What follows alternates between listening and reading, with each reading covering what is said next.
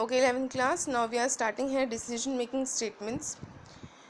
As we have expressed what do you mean by decision making statements, that means we are checking for the condition, we are making the decisions here.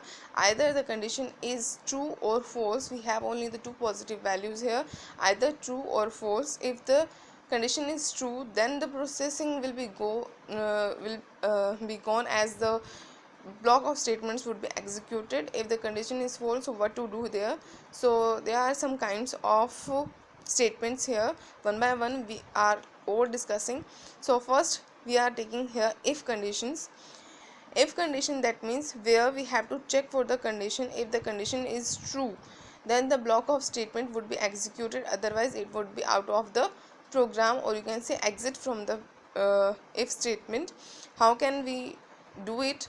For example, I am taking here example of a is equal to 20 here. Here a is equal to 20. If a is equal to 20, make a point that a is double equal to 20. That means we are using here comparison symbol, not as assigning symbol. If we use here equal to symbol, that would be completely wrong, because single equal to sign is used for the assignment and double equal to sign for the comparison. So we have to compare here. We are checking the condition, so you have to clear it about that. You must use here double equal to symbol for comparison. So if is again the keyword here, so in lowercase letters you have to write here if a equal to 20, then these colons are mentioning here. You are creating a block here.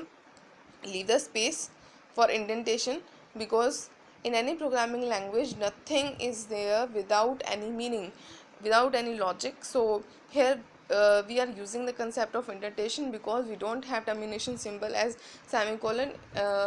In earlier programming languages we were using, like in C or C++. So we are using indentation instead of these particular symbols we were using there. So you have to take care about these spaces here. Leave a blank space. Now the next, print a. If a is equal to 20, then print a. Otherwise what would be there? It would not print anything, and your program has been finished. So how can we do it now?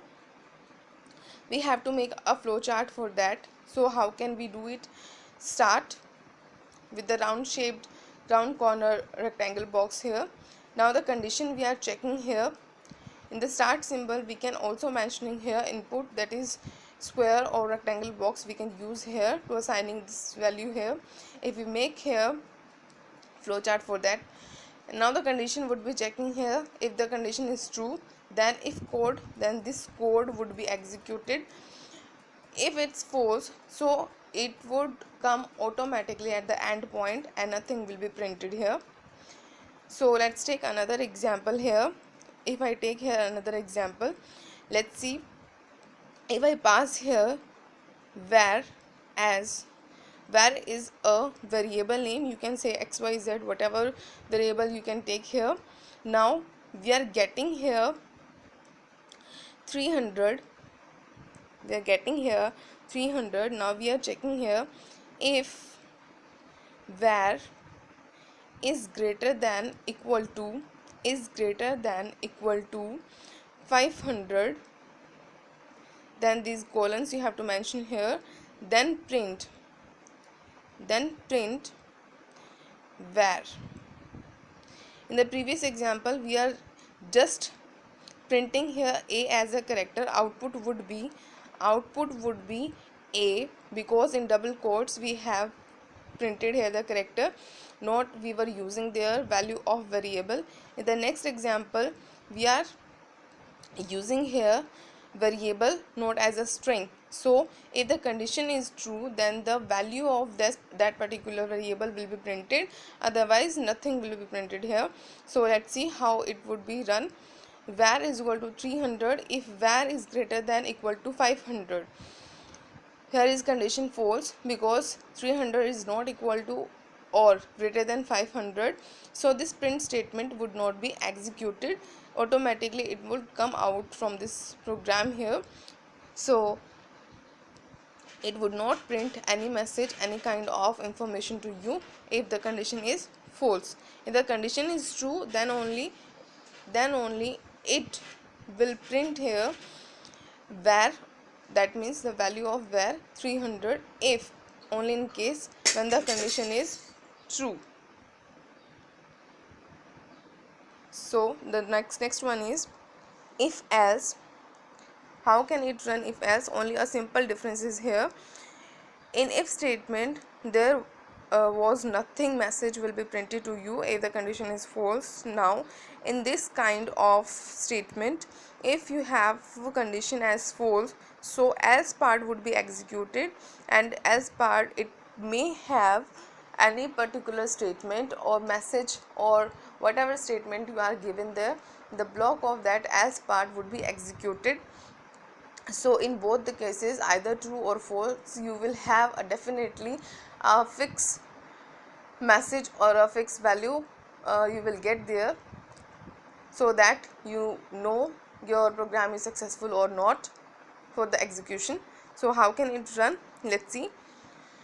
I'm passing here a is equal to 20. Now I'm checking here a is equal to, if a is equal to 30, here print a. Now the condition is false because a's value is 20 and 20 is not equal to 30, so this will not be printed here. This will not be printed here. So else part would be executed here. Else part, of course you have to clear it about that else part will not have any kind of condition checking, it is alteration part only. So else part by default part is here. If the condition is false, so by default part else part would be executed and print statement would be executed here, that is exclamatory symbol. So the output would be exclamatory symbol here. Output is only that much. How its flow chart would be, simplify here. Start symbol, condition checking. If the checking is true, condition is true, then the body of the if would be executed. If the condition is false, then the body of else would be executed, and finally it would be at end in both the situations, either true or false. I hope so it's clear to you. Now the next statements we are discussing in the next video.